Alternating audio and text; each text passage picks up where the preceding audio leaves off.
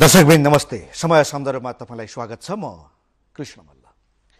अहिले सत्तापक्षले पनि संविधान निर्माणमा आफ्नो प्रक्रियालाई अगाडि बढाउन सकेको छैन। वैशाख 10 गते संविधान सभा बैठक आह्वान गरिएको छ, त्यसपछि प्रक्रिया अगाडि बढाउँछौँ भनेर सत्तापक्षले भनिरहेको अवस्था छ भने अर्कोतिर विपक्षी मोर्चाले पनि आफ्नो आन्दोलनलाई अगाडि बढाउन सकिरहेको छैन। यो बीचमा सत्तापक्ष र विपक्षी मोर्चा बीच अनौपचारिक तहमा विभिन्न छलफल भइरहेका छन् भन्ने स्वतः आकलन गर्न सकिन्छ।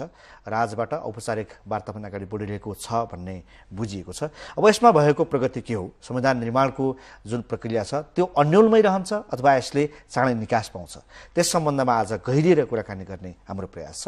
हामीसँग एकीकृत माओवादीका प्रवक्ता दिननाथ शर्मा आज हाम्रो स्टुडियोमा हुनुहुन्छ। स्वागत छ यहाँलाई। यस, धन्यवाद। अब के छ प्रगति सत्तापक्ष र तपाईहरू बीचको कुराकानीमा? 30 दलीय मोर्चाले आन्दोलन एक प्रकारको घोषणा गरेको थियो। यतातिर यो चाहिँ सत्तारूढ गठबन्धनले पनि प्रक्रियाबाट अगाडि संविधान लेख्ने प्रक्रिया हामी चाहिँ अगाडि बढाउँछौँ भनेर उसले पनि भनिराखेको थियो। आन्दोलनकै बीचमा सत्तारूढ गठबन्धनले केही समय संविधान सभाको बैठकलाई स्थगित गरेर सहमतिको लागि प्रयत्न गर्ने भन्ने कुराहरू गर्यो र 30 दलीय मोर्चाले पनि आफ्नो आन्दोलनका कार्यक्रमहरूमध्ये केही कार्यक्रमहरूलाई स्थगित गर्यो र वार्ताको चाहिँ प्रक्रिया अनौपचारिक रूपमा वार्ताको प्रक्रिया सुरु भयो र अहिलेसम्म पनि सेकेन्ड तहका नेताहरूको बीचमा र उच्च स्तरमा अनौपचारिक रूपमा पटक पटक कुराकानीहरू छलफलहरू भइराखेको छ र पछिल्लो चरणको छलफलमा मूलतः दुईटा कुराहरू, एउटा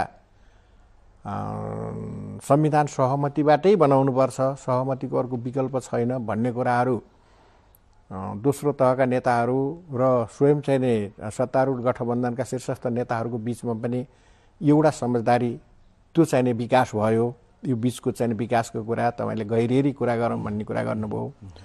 दोस्रो कुरा, हामी आफ्नो ठाउँमा जुन जुन ठाउँमा अडानमा छौँ, जे अडानमा छौँ, सत्तारूढ गठबन्धन पनि संविधान सभाभित्रका 30 दलीय मोर्चा पनि आफ्नो ठाउँमा जहाँ छ त्यसबाट अलिकति माथि उठेर विभिन्न अप्सनहरूको बारेमा, विभिन्न विकल्पको बारेमा हामी चाहिँ छलफल गरौँ भन्ने कुरामा सहमति भयो। यसलाई हामीले सकारात्मक सहमति मान्दछौँ।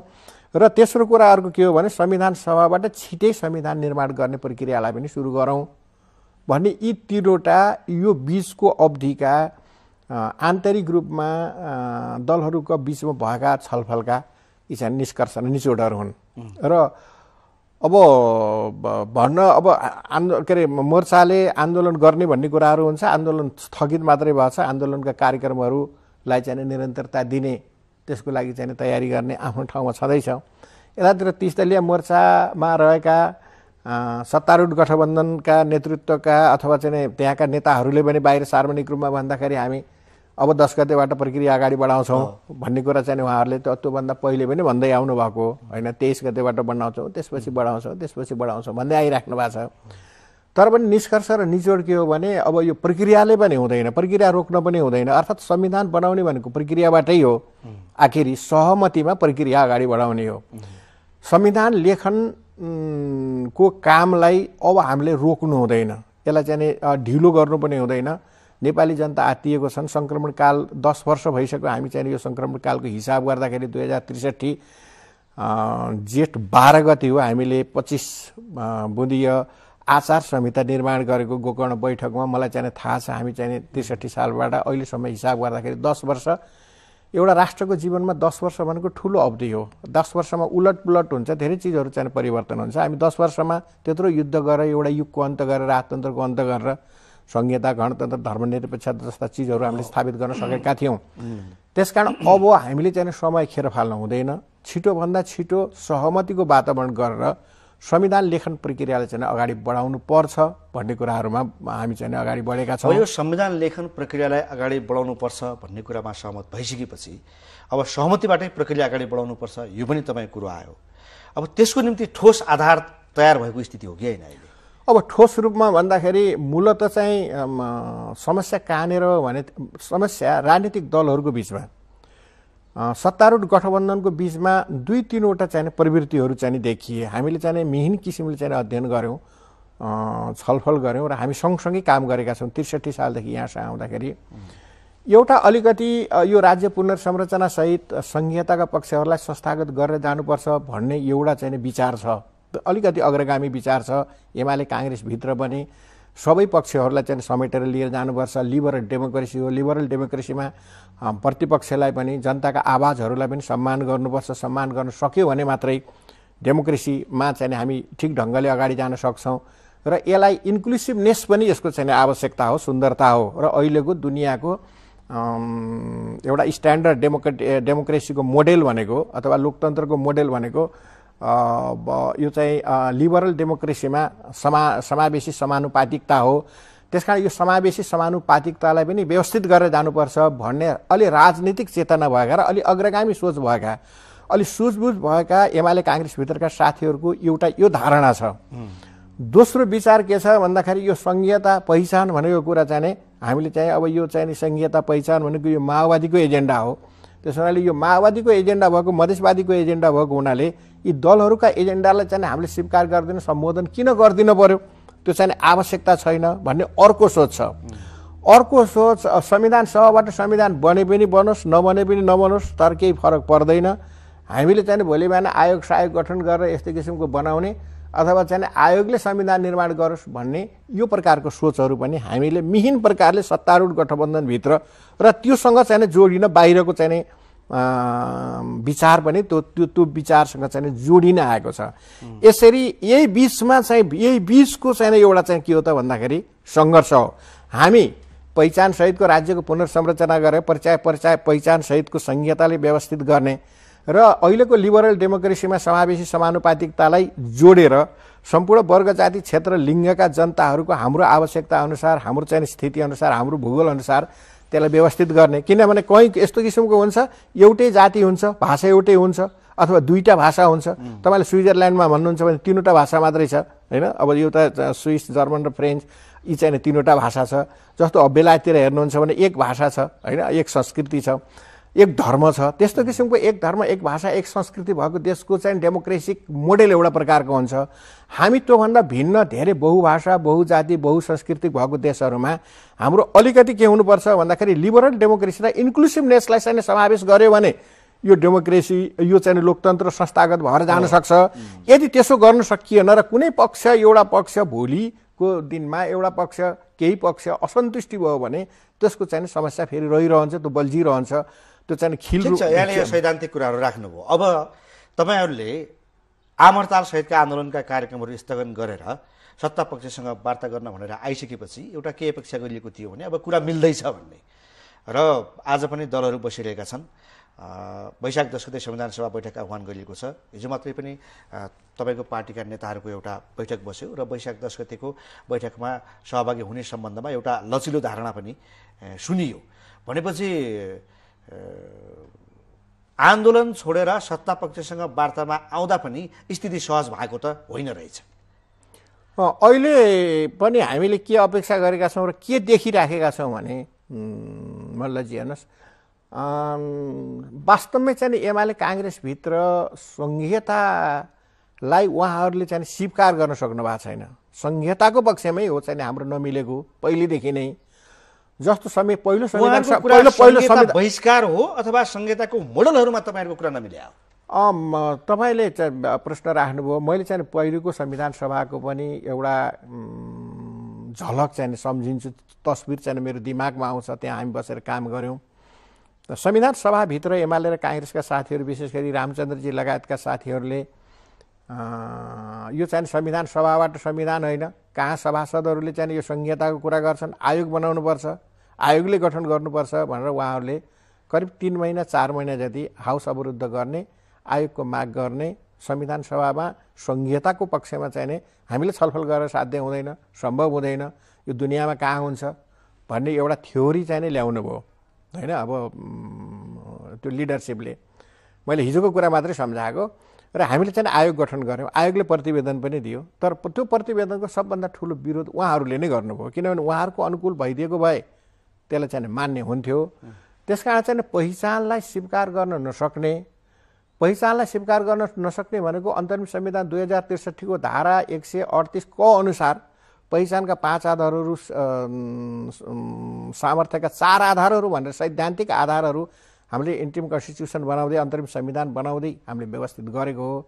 तर त्यसलाई चाहिँ आत्मसात गर्न सक्नुभएको छैन। अहिलेसम्म आजसम्म पनि, आजको समाचारमा पनि हिजो एमाले काङ्ग्रेसको चाहिँ बैठक बालुवाटारमा बस्यो। त्यो बैठकले अब यो संहिताको मुद्दालाई चाहिँ थाती राख्ने, बाँकी विषय चाहिँ अगाडि बढाएर लिएर जाने भन्ने जसरी चाहिँ उहाँहरूले जसरी जुन रूपमा पेश हुनुभएको छ, वास्तवमै संहितालाई समाप्तै पार्ने र संविधान भनेको आखिर संहिता नभएको संविधान भनेको उयो 47 सालको संविधान अर्थात् आत्मा नभएको चाहिँ संविधान होइन। कुरा के यस्तो किसिमको तपाईहरू बीच संहितामा कुरा नमिलिसकेपछि देशलाई संविधान विहीनको अवस्थामा राख्नु पनि भएन। अब हामी काम गर्दैछौँ, प्रगति भइरहेको छ, विकास हुँदैछ भनेर सहमति भएका मुद्दाहरूलाई चाहिँ ल्याउँदै गर्ने र जो असहमतिको जो संहिताको मुद्दा छ त्यसमा चाहिँ छलफल गर्दै जाउँ र कुनै समय यो टुङ्गिएला भन्ने उहाँहरूको त्यो विचार, त्यो प्रस्तावलाई पनि त सकारात्मक रूपमा हेर्न सकिन्छ नि। मुटु नभएको, आत्मा नभएको, शरीर नचलेको लासलाई बोकेर त्यो संविधान, नेपाली जनताको संविधान त्यो चाहिँ संविधान हुन्छ। तपाईसित, तपाईँ मान्छे, तपाईँभित्र मुटु छ, तपाईभित्र सास छ। हैन, संहिता खारेजै गरिसकेको होइन, सास छ। त्यसकारणले यो अब संहितालाई किन थाती राख्नु पर्यो? एउटा कुरा नि किन नमिलाउने? कुरा मिलाउने नि होइन भन्नु पर्यो। कसरी मिलाउने भन्दा नेपाली काङ्ग्रेस र एमाले के भन्नु पर्यो, सिधा नेपाली जनतालाई के भनिदिनु पर्यो भने हामी संहिता मान्दैनौँ भन्नु पर्यो कि यसरी जान सक्नु पर्यो नि। त्यो हिम्मत गर्नु पर्यो नि, आँट गर्नु पर्यो कि त संहिता जस्तो तपाईहरुले भनेकै जस्तो प्रदेशको संख्या पनि तपाईहरुले भने जस्तो, त्यसको सीमाङ्कन पनि तपाईहरुले हामीले भनेका छैनौँ, त्यस्तो नाम पनि तपाईहरुले नै भने जस्तो हामीले त्यसो भनेका छैनौँ। हामीले 15 भनेका थियौँ संविधान सभामा, उहाँहरूले माग गरेको, उहाँहरूले बनाएको, उहाँहरूकै प्रतिनिधिहरूले बनाएको राज्य पुनर्संरचना आयोगले चाहिँ दिएको चाहिँ 11 प्रदेश छ। त्यसो हुनाले हामी त्यसमा लचिलो भएर 6 प्रदेशमा पनि हामी छलफल गरेर चाहिँ सीमाङ्कन नामाङ्कन मिलाउनको लागि चाहिँ हामी तयार छौँ। 8 प्रदेशमा पनि हामी त्यसको लागि चाहिँ तयार छौँ। भूगोलको बारेमा पनि छलफल गरौँ, सीमाङ्कन नामाङ्कनको बारेमा पनि छलफल गरौँ। अहिलेसम्म आजको बैठकसम्म सिरियसली यो सीमालाई यहाँ यसरी मिलाउँ, यहाँलाई यसरी जानुपर्छ भनेर उहाँले कहिले पनि भन्नुहुन्न। मेरै कुरा भन्न दिनुहोस् मात्रै उहाँहरूको चाहिँ स्लोगान के छ, नारा के छ, सार्वजनिक रूपमा आएको के छ भने कैलाली कञ्चनपुर झापा मरङ सुनसरी, कैलाली कञ्चनपुर झापा मरङ सुनसरी पहाडमा नराख्यो भने त चाहिँ इन्डियामा जान्छ। उहाँहरूलाई चाहिँ सप्तरीसँग चाहिँ धनुषासँग चाहिँ पहाड जोड्न नपर्ने, त्यसलाई मात्रै कैलाली कञ्चनपुरलाई मात्रै जोडिदिनु पर्ने। यस कारणले कांग्रेस एमाले मात्र होइन, तपाईकै पार्टीका लेखराज भट्टज्यूले पनि त जोरदार ढङ्गले उठाइदिनु भएको छ नि। अब लेखराज त्यो त कांग्रेस एमाले कुरो मात्र होइन, त्यो कांग्रेस एमालेको संस्थागत हो, लेखराजीको व्यक्तिगत हो। व्यक्तिगत कुरा त पार्टीभित्र हामीले चाहिँ त्यसलाई कसरी चाहिँ सेटल गर्ने उहाँ चाहिँ त्यहाँको प्रतिनिधि पनि हो, त्यहाँको नेता हो उहाँ। हाम्रो त्यहाँको नेता मात्र होइन, हाम्रो पार्टीको नेता पनि हो। हाम्रो पार्टीको नेताले हाम्रो पार्टीको अनुशासन मान्नुहुन्छ, त्यसलाई सेटल अरू कुरा मिल्छ भने त्यसलाई सेटल गर्न सकिन्छ। होइन, यदि तपाईँ कैलाली र कञ्चनपुरलाई पहाडी जिल्लाबाट टुक्राउन चाहनुहुन्छ भने तपाईँहरूको अनुशासन होइन, उहाँले पार्टी छोडिदिनुहुन्छ, उहाँले खुलेआम भन्ने कुरा हो। त्यो कुरा होइन, उहाँले के भन्नुहुन्छ के भन्नुहुन्न भन्ने कुरा प्रधान होइन कि संस्थागत निर्णय के हो पार्टीको भन्ने प्रश्न व्यक्तिको होइन। दिननाथ शर्माले के भन्छ के भन्दैन, दिननाथ शर्माले चाहिँ बागलुङ जिल्लालाई चाहिँ लहर चाहिँ फलान ठाउँमा मिसाउनु पर्दैन भन्ने दिननाथ शर्माको इन्ट्रेस्ट अनुसार भन्ला होइन, धौलागिरीलाई फलान ठाउँ राख्नुपर्छ भन्ला। तर त्यो क्षेत्रको व्यक्ति जसले त्यहाँको रहनसहन, जीवनशैली, त्यहाँको सबै कुरा बुझेको छ होइन, उसले त्यहाँको माया ममता, उसको त्यो भावनालाई पार्टीले पनि त सम्मान गर्नु पर्यो नि। व्यक्तिको भावना भन्ने हुन्न। राज्य पुनर्संरचना गर्दा व्यक्तिको इन्ट्रेस्टमा केन्द्रित भएर हामीले कुरा उठाउन थाल्यौँ भने त्यो त नेता आफैमा एउटा इन्स्टिच्युट हो नि होइन। नेता इन्स्टिच्युट भनेको, नेता भनेको त पार्टी भनेको इन्स्टिच्युट हो, पार्टीको लिडरै इन्स्टिच्युट। नेताको पछाडि त पार्टीको एउटा ठुलो समूह हुन्छ नि। होइन, नेताको पछाडि ठुलो समूह हुन्छ, व्यक्तिको पछाडि हुँदैन। नेताको पछाडि भनेको पार्टीको नेता त एउटा नै हुन्छ। तर नेताले भनेको कुराले पार्टीमा प्रभाव त राख्छ नि। अहिले लेखराजलाई अहिले हामीले उठाउनु पर्ने के अरे त्यहाँ माथि उचाल्नु पर्ने जरुरी पनि छैन। लेखराजी हाम्रो पार्टीको चाहिँ नि इमान्दार अनुशासित एकजना लिडर हो। पार्टीले जे निर्णय गर्छ त्यसमा उहाँ सहमत हुनुहुन्छ। मैले यति मात्रै भने भएन भने त्यस्तो सम्भव छैन।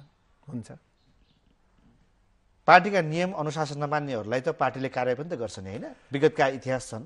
त्यो त पार्टीले के गर्ने के नगर्ने भन्ने कुरा त परिस्थिति त्यस्तो सिर्जना भएछ भने त्यो बेला छलफल हुने कुरा हो। अहिले त त्यतातिर प्रवेश नगरौँ। जोस कुनै पनि हिसाबमा झापा मोरङ सुनसरी कैलाली कञ्चनपुरलाई पहाडसँग जोड्ने कुरामा माओवादी सहमत छैन। त्यस्तो हामीले चाहिँ भनेका त्यसको पनि विकल्प राखेर छलफल गरौँ। एउटा चाहिँ पहाडमा जोड्ने हुन्न भन्ने छ, एउटा चाहिँ मधेसमा नभई हुन्न भन्ने छ, तर त्यसबाहेकका अरू विकल्पहरू पनि खोजौँ। त्यसको चाहिँ विकल्प केन्द्रबाट त्यसलाई चाहिँ केन्द्र शासित प्रदेशको रूपमा राख्ने कि अथवा त्यसलाई चाहिँ अरू कुनै विकल्पहरू त्यस्तो किसिमको दिएर मिलाउन सकिन्छ कि अथवा त्यसको पनि भूगोललाई चाहिँ केही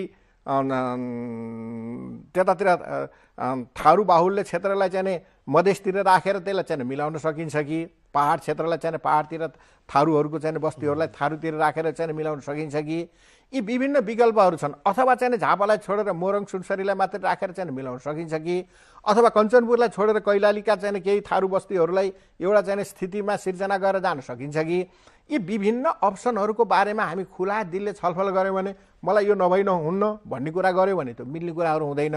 हामीले चाहिँ विभिन्न अप्सनहरू राखेर छलफल गरेर यी अप्सन्सहरूमा के छ सत्ता पक्षको प्रतिक्रिया? तपाईँहरूले आन्तरिक आफ्नो छलफलहरूमा हामीले त मैले पाएको त्यही हुनाले चाहिँ मलाई अघि मैले भन्न खोजेको के थियो भने सत्तारूढ गठबन्धनले हामीले चाहिँ भनेको यही हो भन्ने जुन कुराहरू छ त्यो नै चाहिँ सबभन्दा अप्ठ्यारो र बाधक हो। र मैले त्यसै कारणले समस्याको चुरो पाँचै जिल्लामा अड्किया हो त। समस्याको चुरो चाहिँ संहितामा अड्केको। पाँच जिल्ला चाहिँ एउटा कारण बन्यो, त्यो कारण बन्यो। संहिता नै महत्त्वपूर्ण प्रश्न। इमान्दार चाहिँ सत्तारूढ गठबन्धन संहिताप्रति इमान्दार छैन। पहिलो संविधान सभाबाट यहाँसम्म आउँदाखेरि पहिचान एउटा संहिताको कुरा गर्ने र चाहिँ जनतालाई अधिकार दिनुभन्दा पनि भूगोल एउटा चाहिँ एउटा प्रकारको चाहिँ भूगोल जुन महेन्द्रले चाहिँ भूगोल विभाजन गरेका थिए त्यस प्रकारको भूगोल विभाजन गरेर जनताहरूलाई अधिकार दिने कुरा भन्दा पनि केन्द्रमा चाहिँ शासन सत्ता केन्द्रमा राखेर शक्ति पृथकीकरण गर्ने, चाहे जति चाहिँ अलिकति तल दिने आफूले अहिले जस्तो गरिएको छ, तर चाहिँ जनतालाई अधिकार सम्पन्न गराउने, उसलाई चाहिँ एउटा चाहिँ आत्मनिर्भर स्वायत्त चाहिँ बनाएर उसले अधिकार दिने कुरामा उहाँहरू चाहिँ धेरै ठुलो कन्फ्युजनमा हुनुहुन्छ। भनेपछि अब ठिक छ, तपाईँहरू 6 प्रदेशमा आइसकेपछि 6 प्रदेशमा जान तयार भइसकेपछि त्यसको चाहिँ नामाङ्कनको कुरा के हो? नामाङ्कनको जिम्मा यही तपाईँहरूले सहमतिबाट गर्ने अथवा त्यो प्रदेश सभालाई जिम्मा दिने? होइन, सहमतिबाट गर्दा के हुन्छ, 8 प्रदेशमा जाने। अब यहाँनिर चाहिँ कस्तो देखिन्छ भने अब फेरि तपाईँले अब मिहिन कुरा गरौँ भन्ने कुरा गर्नुभएको थियो। हामीले यो विभिन्न अप्सनको बारेमा नै कुरा गरेका छौँ। एमाले काङ्ग्रेससँग गरेका छौँ। 8 प्रदेशमा पनि काङ्ग्रेस सहमत छ, 6 प्रदेशमा पनि सहमत छ। नामाङ्कन सीमाङ्कनको बारेमा पनि हामी ओपेन भएर चाहिँ छलफल गरेर निष्कर्ष निकालौँ भन्ने कुरामा चाहिँ सहमत छ। एमालेको दोस्रो तहका नेताहरू पनि त्यसमा चाहिँ अलिकति लचिलो हुनुहुन्छ। तर समस्या कहाँनिर छ भने एमालेको शीर्षस्थ नेतृत्व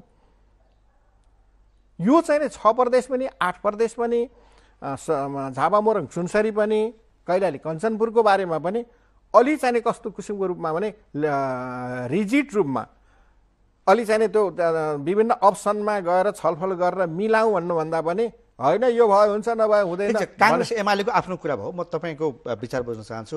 हामी किनभने काङ्ग्रेस एमालेको कुरा चाहिँ नबुझिकन मेरो कुरा हिसाबमा नाम राख्ने कुरामा तपाईँहरूको कुरा के हो? एकल जातीय राज्यको हामी विरोधी हौँ। बहुजातीय राज्य हुनुपर्छ भन्ने कुरामा हामी चाहिँ सहमत हुन्छौँ भने बहुजातीय राज्यमा चाहिँ हामी सहमत हुन्छौँ भने अर्थात् अहिलेसम्मको शासन सत्ता भनेको ब्राह्मण क्षेत्री ठकुरी मल्ल, अन्यथा नमान्नु होला, मल्ल ठकुरीहरूले यो शासन गरेको एकल जातीय एउटा भाषा एउटा संस्कृति एउटा धर्म एउटा जातिले शासन गरेको एकल जातीय शासन सत्ता हो। नेपाल पृथ्वीनारायण शाहले भनेको 4 जात 36 वर्णको फुलबारी हो। वास्तवमै पृथ्वीनारायण शाहले भने अनुसार 4 जात 36 वर्णको फुलबारी बनाउने हो भने विभिन्न वर्ग जाति क्षेत्र लिङ्गका जनताहरूको लागि अधिकार दिने कुरामा हामी चाहिँ हिचकिचाउन जात तपाईँले जात भनेर जसरी भनिराख्नु भएको छ नि, जात भनेको चाहिँ पहिचान हो। पहिचान हुनु पर्यो। पहिचानका 5 आधार भनेका छौँ। पहिचानका 5 आधारमा ओपेनली हामी छलफल गर्न ती तयार बाँकी 4 आधारका हिसाबमा पनि नाम राख्ने होइन। हामी 5 आधार भनेपछि सिद्धान्तमा 5 आधार भनेर चाहिँ हामी जब स्वीकार गर्छौँ, पहिचानका 5 आधार भनेको वर्ग, जाति, क्षेत्र, लिङ्ग, भूगोल, संस्कृति, इतिहास, यी चाहिँ जुन विषयहरू छन्, यी भूगोलको आधारमा होइन, इतिहासको आधारमा, जातिको आधारमा, संस्कृतिको आधारमा, भाषाको आधारमा, भाषा, जाति, संस्कृति, इतिहास, भूगोल यी सबैको चाहिँ आधारमा हामी चाहिँ यी 5 आधार मध्ये छलफल गरेर राखौँ न। किन यसमा चाहिँ विवाद गर्नुपर्छ? यस 5 आधार त्यसमा चाहिँ इन्क्लुड हुनु पर्यो। 5 आधार यसको निरपेक्ष रूपमा यसो पनि होइन। 5 आधार त्यसमा चाहिँ निरपेक्ष रूपमा चाहिँ इन्क्लुड हुनुपर्छ भन्ने कुरा छैन। छलफल र सहमतिबाट हामीले चाहिँ त्यसलाई चाहिँ मिलाउन सक्छौँ। तर चाहिँ किन यो चाहिँ जातीय कुरा गर्दाखेरि के अरे एउटा चाहिँ जातको नाममा अथवा चाहिँ एउटा नेसनलिटीको नाममा, एउटा चाहिँ एथनिसिटीको नाममा हामीले चाहिँ त्यसलाई सम्बोधन गर्दाखेरि हाम्रो जातै जान्छ भनेर हामी माथिल्लो जातिले होइन, तागाधारीहरूले किन त्यति ठुलो चाहिँ यो गर्नु पर्यो? एउटा कुरा तपाईँहरूले यस्ता एजेन्डाहरू पहिल्यैदेखि उठाइरहनु भएको हो, अहिले पनि त्यो एजेन्डाहरू पनि तपाईँहरू कामै हुनुहुन्छ, यसका निम्ति तपाईँहरूले आन्दोलन पनि गर्नुभयो। तर तपाईँहरूकै 30 दलीय मोर्चाका गठबन्धन साथीहरूले त तपाईँहरूलाई धोकेबाज भन्दै दिन आजभोलि उहाँहरूको कामै त्यही छ, तपाईँहरूलाई आलोचना गरेर हिँड्ने। यसरी आफ्नै सहकर्मी साथीहरूलाई धोका दिनु चाहिँ तपाईँहरू आफ्नै एजेन्डामा कतिको इमान्दार हुनुहुन्छ भन्ने प्रश्न उब्जायो नि यसले। 30 दलीय गठबन्धन त्यो चाहिँ गठबन्धन मात्रै होइन, त्यसको चाहिँ केही एजेन्डाहरू छन्। एउटा त पहिचान सहितको संहितामा हामी चाहिँ सहमत भएका छौँ। दोस्रो कुरा चाहिँ संविधान सभाबाट संविधान घोषणा गराउने, पहिचान सहितको संहितालाई संस्थागत गर्ने, संविधान सभाबाट संविधान बनाउने, यी दुईटा एजेन्डा हुन्। 30 दलीय मोर्चा यी एजेन्डाबाट विचलित छैन। सहमतिमा संविधान मोर्चाकै अस्तित्व सङ्कटमा परिसक्यो, अब के को विचलित र अविचलित? एक दुईजना हामी चाहिँ सबै पार्टीहरू दलभित्रका 30 दल हामी चाहिँ स्वतन्त्र छौँ। हाम्रा अलग अलग पार्टी छन्, एउटा पार्टी होइन। पार्टीभित्र त असहमत हुन्छ, दलहरू बिचमा पनि असहमति। एउटा साझा उद्देश्य थियो नि, त्यो साझा उद्देश्य पूर्ति नभइकन होइन, साझा उद्देश्य पूर्तिको लागि चाहिँ सङ्घर्ष छ। सङ्घर्ष सकिएको छैन नि। सङ्घर्षबाट भाग्छु भनेको चाहिँ म सङ्घर्षबाट भाग्छु भनेको सङ्घर्षमै विचलित हामी चाहिँ सङ्घर्षमै क्राइसिसमा गइसक्यो, गएको छैन। यो चाहिँ 30 दलीय मोर्चाको बैठक खै त अहिले त छलफल भएर चाहिँ सहमतिको लागि प्रयत्न छ। यो सहमतिको लागि 30 दलीय मोर्चा हो। सहमति र संविधान यादव कहाँनिर सहभागी हुनुहुन्छ? सहमतिबाट संविधान निर्माण गर्नको लागि हाम्रो किन उहाँ 30 दलीय मोर्चामा चाहिँ उहाँ अलग भएको भनेर सार्वजनिक घोषणा त गर्नुभएको छैन उहाँले। 30 दलीय मोर्चाका कार्यक्रमहरूमा असहमति होला, असहमति त स्वाभाविक रूपले हुन्छ। सहमति असहमतिहरू कार्यक्रममा होइन, 30 दलीयको नेतृत्व जो तपाईँहरूले गरिरहनु भएको छ त्यो नेतृत्वले बिना सल्लाह पुरै धोकाको शैलीमा गएर सत्ता पक्षसँग आत्मसमर्पण गर्यो भन्ने उहाँहरूको आरोप हो। यो त बैठक बसेर यसबारेमा छलफल हुन्छ। 30 दलीय मोर्चा कहीँ जाँदैन। 30 दलीय मोर्चा इन्ट्याक्ट हुन्छ। 30 दलीय मोर्चाबाट एक दुईजना त्यस्तो किसिमको असहमत हुने दलहरू चाहिँ बाहिरिँदैमा 30 दलीय मोर्चाको चाहिँ उद्देश्य पुरा नहुँदासम्म यो चाहिँ निरन्तर रूपमा चाहिँ अगाडि बढ्छ। उहाँहरूले बाहिरिनु भन्दा पनि नेतृत्वले सही ढङ्गले अगाडि बढाउन सकेन, उहाँ चाहिँ समर्पण गरेर जानु। लोकतन्त्रमा आलोचना गर्ने अधिकार त्यो सार्वभौम अधिकार सुन्दरता हो, लोकतन्त्रको सुन्दरता हो। स्वयं आफ्नै पार्टीको नेताको नेतृत्वलाई चाहिँ आलोचना विरोध गर्न पाइन्छ भने 30 दलीय मोर्चा हामी अलग अलग पार्टी, अलग अलग सिद्धान्त, अलग अलग दृष्टिकोण भएका पार्टीहरूको बिचमा नेतृत्वको बिचमा चाहिँ आलोचना हुनु अथवा चाहिँ त्यो बारेमा त हामी सामूहिक रूपमा दायित्व हो नि, एउटा चाहिँ नेतृत्वको हिसाबमा दायित्व हो नि 30 दलीय मोर्चा खडा गर्ने, त्यसको नेतृत्व पनि लिने, उनीहरूलाई एक प्रकारको आन्दोलनको दिशामा मैदानमा पनि खडा गर्ने। अनि अब अहिले आएर कोही मान्छे उछिटिएर जान्छन् भने केही फरक पर्दैन भनेर भन्नु, यो चाहिँ दायित्वबाट पन्छिने कुरा होइन। त्यसो होइन, मैले त्यसो भन्न खोजेको छैन। हामी चाहिँ अलग अलग विचार दृष्टिकोण भएका चाहिँ दलहरू हौँ। स्वयं एउटै चाहिँ उद्देश्य भएको पार्टी त फुटेर गएको हुन्छ। सैद्धान्तिक रूपले मैले त्यहाँ मात्रै भन्न खोजेको हुँ। 30 दलीय मोर्चा इन्ट्याक्ट छ। 30 दलीय मोर्चाभित्र भएका कमी कमजोरी छन् भने त्यसको समीक्षा हुन्छ, बैठक बस्छ, समीक्षा हुन्छ। यो चाहिँ निरन्तर अगाडि बढ्छ यसको उद्देश्य पुरा नहुँदासम्म। अब अर्को एउटा कुरा तपाईँहरूमाथि लागेको गम्भीर प्रश्न, तपाईँहरू यति ट्याक्टफुल्ली तरिकाले अगाडि बढ्न थाल्नुभयो, यतातिर सत्तापक्षसँग सहमतिको प्रयास पनि गरिरहने, आन्दोलन पनि त्यसलाई अलिकति स्थगनै भनौँ त्यो राखेर यता आउने, विपक्षी मोर्चामा त्यस्तो, अर्को चाहिँ यो संविधान सभालाई नै विघटन गर्नुपर्छ भन्ने शक्तिसँग पनि एकीकरणको प्रयास अगाडि राख्ने, तर सफल कहीँ पनि नहुने। यो कस्तो किसिमको तपाईँहरूको रणनीति हो? हामीले चाहिँ हाम्रो चाहिँ माओवादी पार्टी फुट्नु बेठिक भयो भन्ने कुरा हाम्रो चाहिँ निष्कर्ष हो र हामी चाहिँ सबै जो चाहिँ फुटेर अलग अलग भएका छौँ हामी चाहिँ यो हाम्रो आन्दोलनका उपलब्धिहरूलाई संस्थागत गर्नुभन्दा पहिले नै बिचमै चाहिँ यसरी फुटेर जानु चाहिँ हामीले बेठिक गऱ्यौँ भन्ने कुरा महसुस भएको छ। यसलाई चाहिँ हामीले एकता गर्नको लागि चाहिँ प्रयत्न गर्छौँ। यो चाहिँ एकता आवश्यक छ कम्युनिस्ट आन्दोलनको रक्षाको लागि, नेपालको कम्युनिस्ट आन्दोलनको रक्षाको लागि। एकता प्रक्रियामा विकास भएन। अस्ति अब कार्यदल एउटा शीर्ष नेता सम्मिलित बन्यो, त्यसपछि त केही पनि भएन। छलफलहरू आन्तरिक रूपमा यो एकैचोटि परिणाम आएपछि मात्रै देखिने चिज हो। किनभने फुट्न जति सजिलो हुन्छ फुट्नको लागि पनि एउटा प्रक्रिया आन्तरिक रूपमा हुन्छ, त्यो चाहिँ फुटको चाहिँ असर देखिन्छ। एकता प्रक्रियाको लागि अलिकति हामीले मेहनत गर्नुपर्छ। सैद्धान्तिक रूपमा, राजनीतिक रूपमा, संगठनात्मक रूपमा एकीकृत भएर जानको लागि केही समय लाग्छ। राजनीतिक दृष्टिकोण नै तपाईँहरूको फरक देखियो। अब तपाईँहरू संविधान सभाबाटै संविधान बनाऊ भनेर प्रयासरत हुनुहुन्छ, उहाँहरू त्यसको विघटन माग गर्दै हुनुहुन्छ। यो राजनीतिक दृष्टिकोण नै फरक फरक भइसकेपछि त्यो एकता के काम भने? उहाँहरूको चाहिँ विघटन हुनुपर्छ भन्ने भनाइ कहाँनिर हो भन्दाखेरि संविधान सभाबाट जनताका एजेन्डाहरूलाई संस्थागत गर्ने, सङ्घीयतालाई संस्थागत गर्न नसक्ने स्थिति भएको हुनाले विघटन हुनुपर्छ भन्ने कुरा गर्नुभएको हो। यदि जनताका एजेन्डा सम्बोधनै नहुने, सङ्घीयता नै चाहिँ यो विघटन भएर जाने स्थिति भयो भने फेरि हामी आन्दोलनमा जानुपर्छ। त्यो बेलामा हामीले चाहिँ आवश्यक पर्यो भने संविधान सभा छोड्नको लागि पनि एकीकृत माओवादी तयार हुन्छ। किनभने जनताले गरेका उपलब्धिहरूलाई समाप्त हुने र यसलाई चाहिँ पश्चगामी दिशातिर लैजाने जुन प्रकारको हरकत भइराखेको छ, अहिले पनि षड्यन्त्र भइराखेको छ, त्यो अवस्था आयो भने माओवादी यस्तो किसिमको पार्टी हो, संविधान सभाभित्र पनि बस्छ, संविधान सभाबाट निस्केर चाहिँ बाहिर पनि जान्छ। आवश्यक पर्दाखेरि संविधान सभाभित्र लचकतापूर्वक चाहिँ पेश पनि हुन्छ, प्रस्तुत पनि हुन्छ।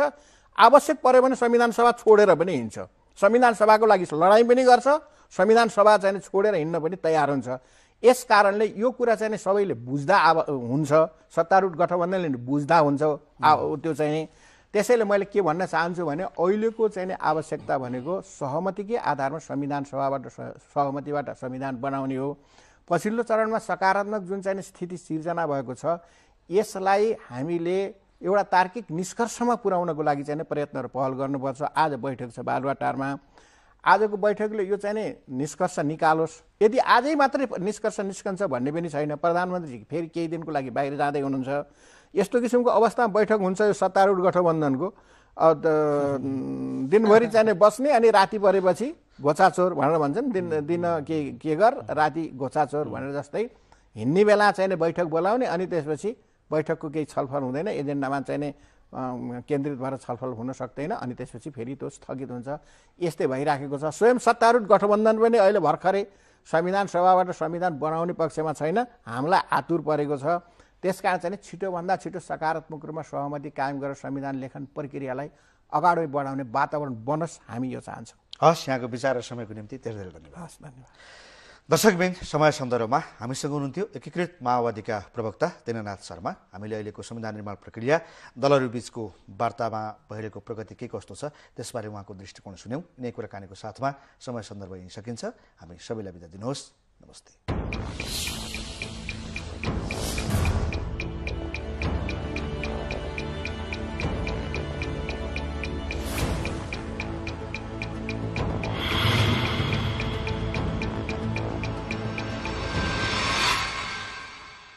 गठबन्धनभित्र र त्योसँग चाहिँ जोडिन बाहिरको चाहिँ विचार पनि त्यो विचारसँग चाहिँ जोडिन आएको छ।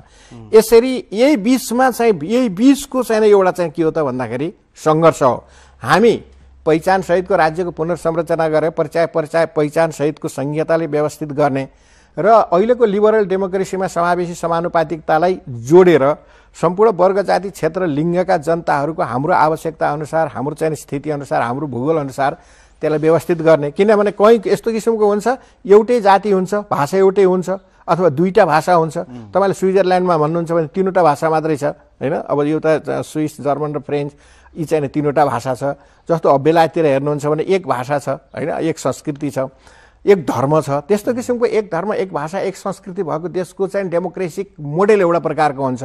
हामी त्योभन्दा भिन्न धेरै बहुभाषा बहुजाति बहुसंस्कृतिक भएको देशहरूमा हाम्रो अलिकति के हुनुपर्छ भन्दाखेरि लिबरल डेमोक्रेसी र इन्क्लुसिभनेसलाई चाहिँ समावेश गर्यो भने यो डेमोक्रेसी यो चाहिँ लोकतन्त्र संस्थागत भएर जान सक्छ।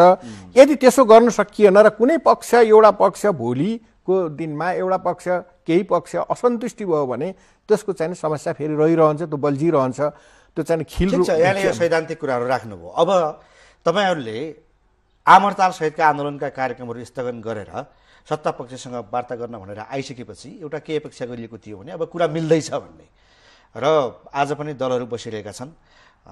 वैशाख 10 गते संविधान सभा बैठक आह्वान गरिएको छ। हिजो मात्रै पनि तपाईँको पार्टीका नेताहरूको एउटा बैठक बस्यो र वैशाख 10 गतेको बैठकमा सहभागी हुने सम्बन्धमा एउटा लचिलो धारणा पनि सुनियो। भनेपछि आन्दोलन छोडेर सत्ता पक्षसँग वार्तामा आउँदा पनि स्थिति सहज भएको त होइन रहेछ। अहिले पनि हामीले के अपेक्षा गरेका छौँ र के देखिराखेका छौँ भने मल्लजी हेर्नुहोस्, वास्तवमै चाहिँ एमाले काङ्ग्रेसभित्र संघीयतालाई उहाँहरूले चाहिँ स्वीकार गर्न सक्नु भएको छैन। संघीयताको पक्षमै हो चाहिँ हाम्रो नमिलेको पहिलेदेखि नै।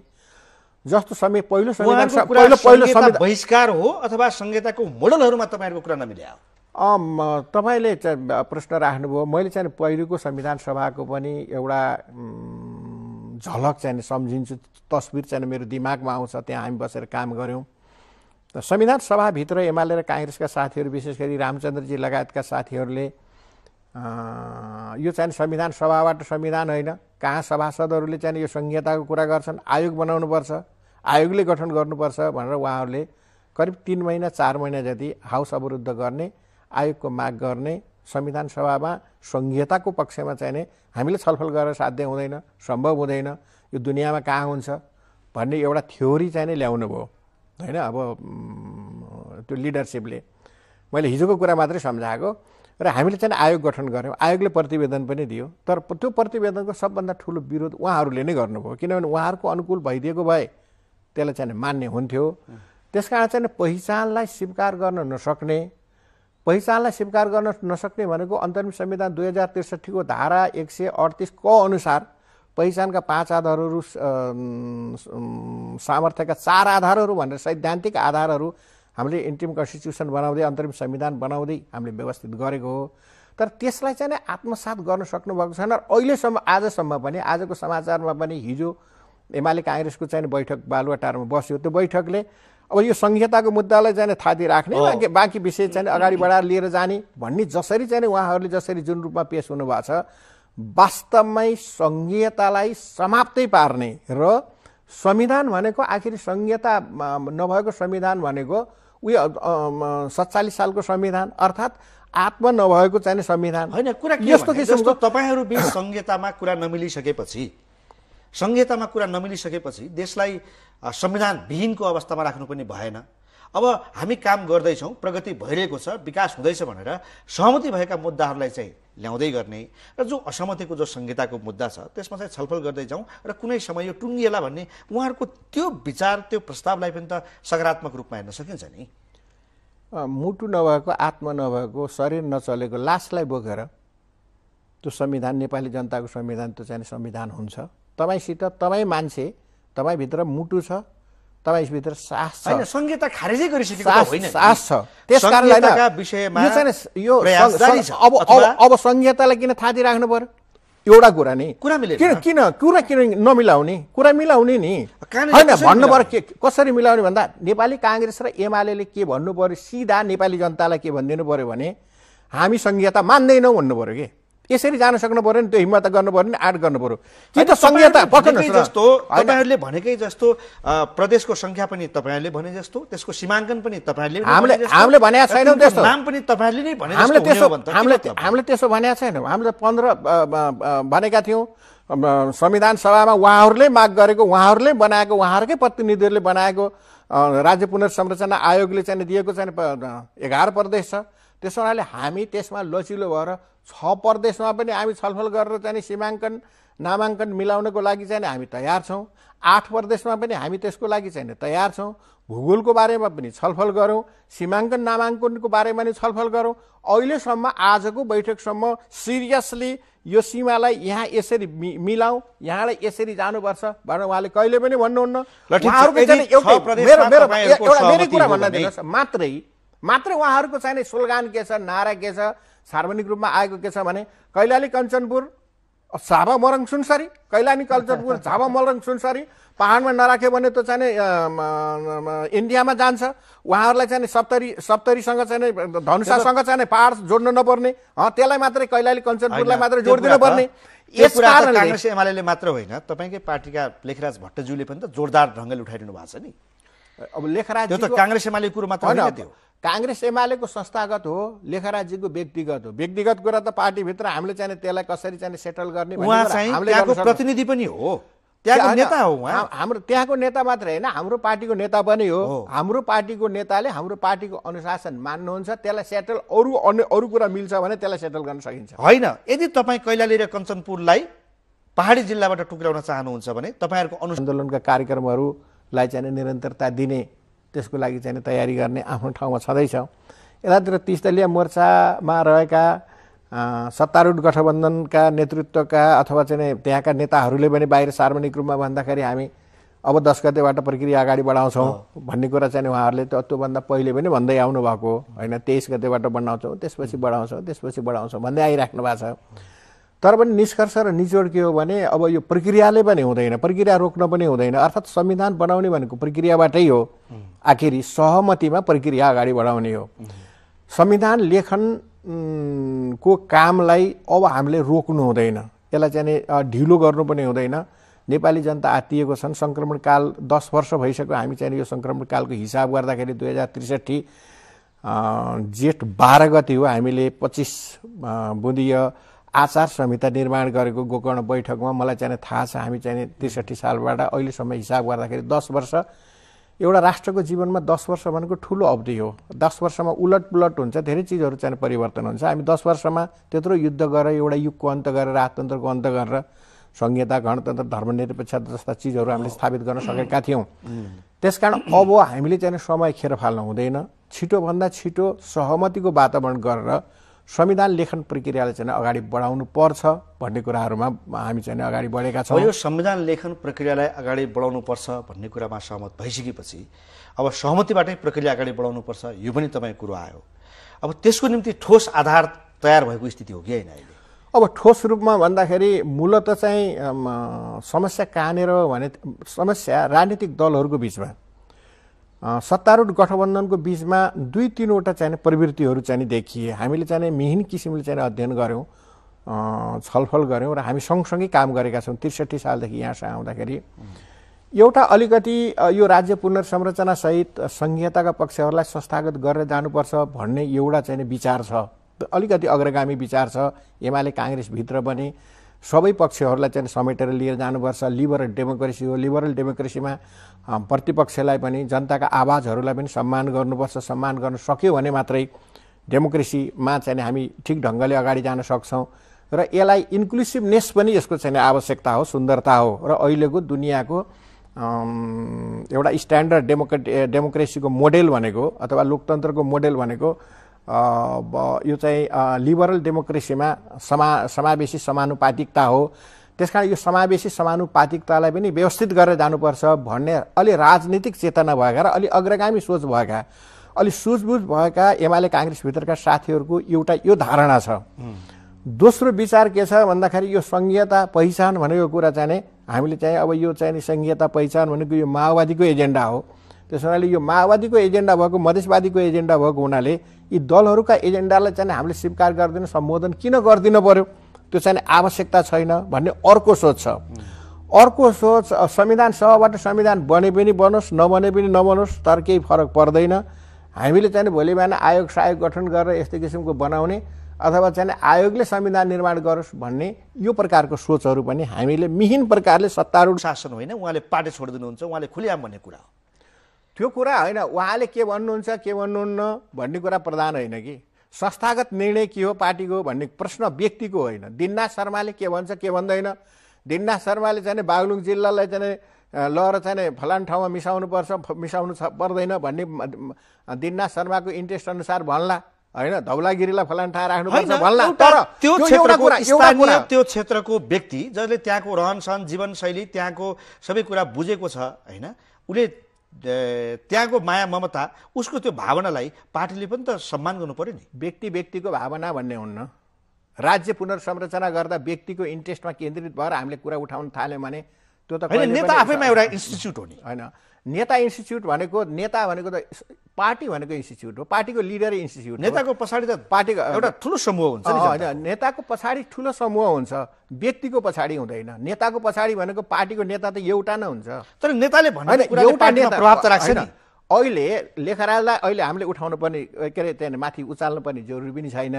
लेखराजी हाम्रो पार्टीको चाहिँ नि इमान्दार अनुशासित एकजना लिडर हो। पार्टीले जे निर्णय गर्छ त्यसमा उहाँ सहमत हुनुहुन्छ। मैले यति मात्रै भने, भएन भने त्यस्तो सम्भव छैन। हुन्छ, पार्टीका नियम अनुशासन नमान्नेहरूलाई त पार्टीले कार्य पनि त गर्छ नि होइन, विगतका इतिहास छन्। त्यो त पार्टीले के गर्ने के नगर्ने भन्ने कुरा त परिस्थिति त्यस्तो सिर्जना भएछ भने त्यो बेला छलफल हुने कुरा हो। अहिले त त्यतातिर प्रवेश नगरौँ। जस कुनै पनि हिसाबमा झापा मोरङ सुनसरी कैलाली कञ्चनपुरलाई पहाडसँग जोड्ने कुरामा माओवादी सहमत छैन। त्यस्तो हामीले चाहिँ भनेका त्यसको पनि विकल्प राखेर छलफल गरौँ। एउटा चाहिँ पहाडमा जोड्ने हुन्न भन्ने छ, एउटा चाहिँ मधेसमा नभई हुन्न भन्ने छ। तर त्यसबाहेकका अरू विकल्पहरू पनि खोजौँ। त्यसको चाहिँ विकल्प केन्द्रबाट त्यसलाई चाहिँ केन्द्र शासित प्रदेशको रूपमा राख्ने कि अथवा त्यसलाई चाहिँ अरू कुनै विकल्पहरू त्यस्तो किसिमको दिएर मिलाउन सकिन्छ कि अथवा त्यसको पनि भूगोललाई चाहिँ केही त्यतातिर थारू बाहुल्य क्षेत्रलाई चाहिँ मधेसतिर राखेर त्यसलाई चाहिँ मिलाउन सकिन्छ कि पहाड क्षेत्रलाई चाहिँ पहाडतिर थारूहरूको चाहिँ बस्तीहरूलाई थारूतिर राखेर चाहिँ मिलाउन सकिन्छ कि यी विभिन्न विकल्पहरू छन्। अथवा चाहिँ झापालाई छोडेर मोरङ सुनसरीलाई मात्र राखेर चाहिँ मिलाउन सकिन्छ कि अथवा कञ्चनपुरलाई छोडेर कैलालीका चाहिँ केही थारू बस्तीहरूलाई एउटा चाहिँ स्थितिमा सिर्जना गरेर जान सकिन्छ कि यी विभिन्न अप्सनहरूको बारेमा हामी खुला दिलले छलफल गऱ्यौँ भने मलाई यो नभई नहुन्न भन्ने कुरा गऱ्यो भने त मिल्ने कुराहरू हुँदैन। हामीले चाहिँ विभिन्न अप्सनहरू राखेर छलफल गरेर यी अप्सन्सहरूमा के छ सत्ता पक्षको प्रतिक्रिया? तपाईँहरूले आन्तरिक आफ्नो छलफलहरूमा हामीले मैले पाएको त्यही हुनाले चाहिँ मलाई चाहिँ अघि मैले भन्न खोजेको के थियो भने सत्तारूढ गठबन्धनले हामीले चाहिँ भनेको यही हो भन्ने जुन कुराहरू छ त्यो नै चाहिँ सबभन्दा अप्ठ्यारो र बाधक हो। र मैले त्यसै कारणले समस्याको चुरो पाँचै जिल्लामा अड्किया हो त। समस्याको चुरो चाहिँ संहितामा अड्केको हो। 5 जिल्ला चाहिँ एउटा कारण बन्यो, त्यो कारण बन्यो। संहिता नै महत्त्वपूर्ण प्रश्न। इमान्दार चाहिँ सत्तारूढ गठबन्धन संहिताप्रति इमान्दार छैन। पहिलो संविधान सभाबाट यहाँसम्म आउँदाखेरि पहिचान एउटा संहिताको कुरा गर्ने र चाहिँ जनतालाई अधिकार दिनुभन्दा पनि भूगोल एउटा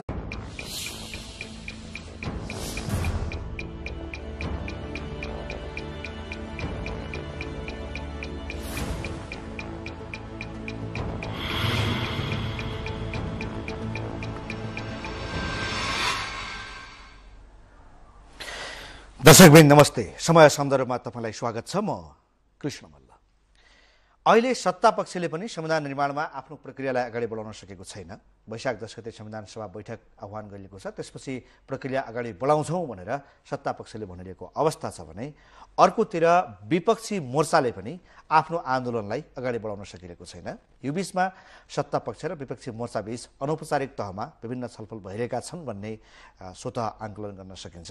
राजबाट औपचारिक वार्ता पनि अगाडि बढिरहेको छ भन्ने बुझिएको छ। अब यसमा भएको प्रगति के हो, संविधान निर्माणको जुन प्रक्रिया छ त्यो अन्योलमै रहन्छ अथवा यसले चाँडै निकास पाउँछ, त्यस सम्बन्धमा आज गहिरिएर कुराकानी गर्ने हाम्रो प्रयास छ। हामीसँग एकीकृत माओवादीका प्रवक्ता दिननाथ शर्मा आज हाम्रो स्टुडियोमा हुनुहुन्छ। स्वागत छ यहाँलाई। यस, धन्यवाद।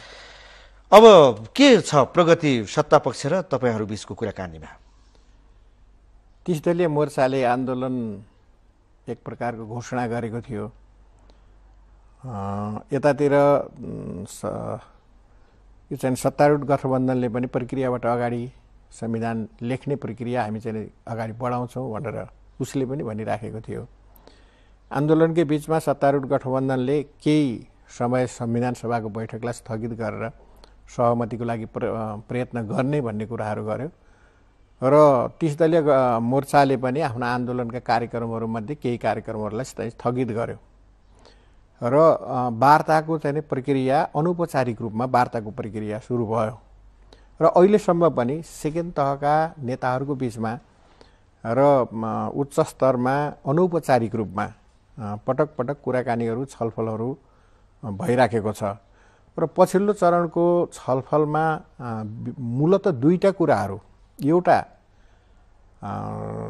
संविधान सहमतिबाटै बनाउनुपर्छ सहमतिको अर्को विकल्प छैन भन्ने कुराहरू दोस्रो तहका नेताहरू र स्वयं चाहिँ सत्तारूढ गठबन्धनका शीर्षस्थ नेताहरूको बीचमा पनि एउटा समझदारी त्यो चाहिने विकास भयो यो बीचको चाहिँ विकासको कुरा तपाईले गहिरिएर कुरा गरौँ भन्ने कुरा गर्नुभयो दोस्रो कुरा हामी आफ्नो ठाउँमा जुन ठाउँमा अडानमा छौँ जे अडानमा छौँ सत्तारूढ गठबन्धन पनि